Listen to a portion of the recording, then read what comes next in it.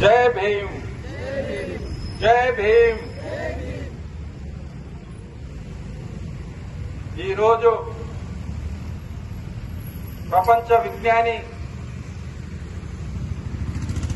భారత రాజ్యాంగ నిర్మాత, భారత రత్న డాక్టర్ భీమ్రావ్ రామ్జీ అంబేద్కర్ గారి 135వ జయంతి వేడుకల్ని ఇక్కడ విచ్చేసిన నా సోదరి సోదరులారా, నా మిత్రులారా, మీ అందరికీ నా యొక్క హృదయపూర్వక నమస్కారాలు.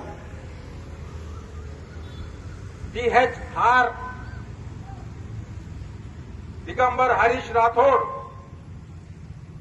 DHR ఫౌండేషన్ ఆధ్వర్యంలో ఈరోజు డాక్టర్ బిఆర్ అంబేద్కర్ గారి 135వ జయంతి వేడుకల్ని ఈరోజు నడి ఒడ్డున మనం జరుపుకుంటున్నామంటే బాబాసాహెబ్ అంబేద్కర్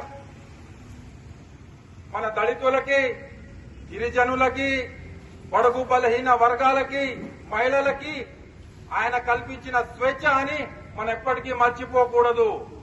ఈ రోజు మనం ఇక్కడ నిల్చొని మాట్లాడుతున్నామంటే ఈ స్వతంత్ర భారతదేశంలో ఇది కేవలం మనకి డాక్టర్ బాబాసాహెబ్ అంబేద్కర్ ఇచ్చిన స్వేచ్ఛ మాత్రమే.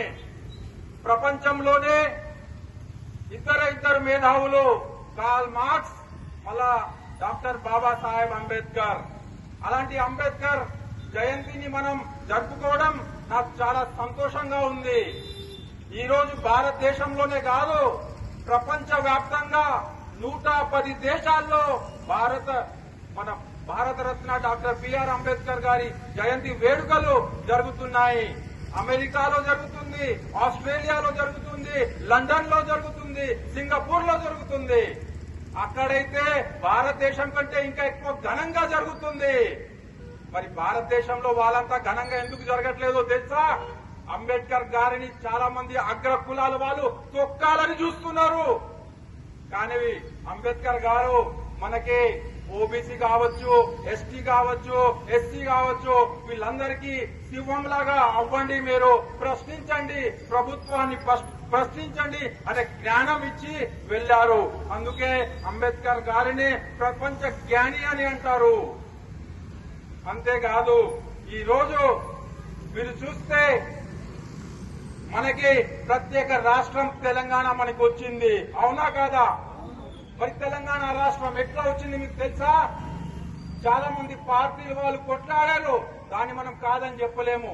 కొంతమంది కొట్లాడారు, కొంతమంది సపోర్ట్ చేశారు, కొంతమంది తెలంగాణ తీసుకొచ్చారు.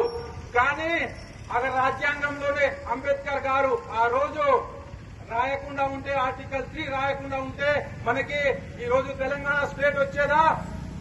లేదు.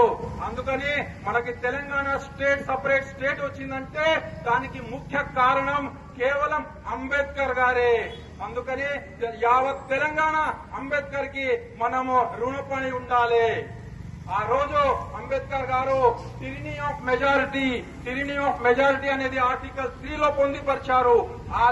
ఆ టిరినీ ఆఫ్ మెజారిటీ ఉంటే మనకు వచ్చేది కాదు, ఆయన టిరినీ ఆఫ్ మెజారిటీ ఉంటే రాదు అని చెప్పేసి ఆయన దాన్ని నిర్మూలించి ఆర్టికల్ 3 లో పెద్ద రాష్ట్రం నుంచి చిన్న రాష్ట్రం ఎట్లా కావాలో అనేది దాన్ని టిరినీ ఆఫ్ మెజారిటీని పక్కకు జరిపి మనకి ఆర్టికల్ 3 ఇచ్చిన తర్వాత ఆ ఆర్టికల్ 3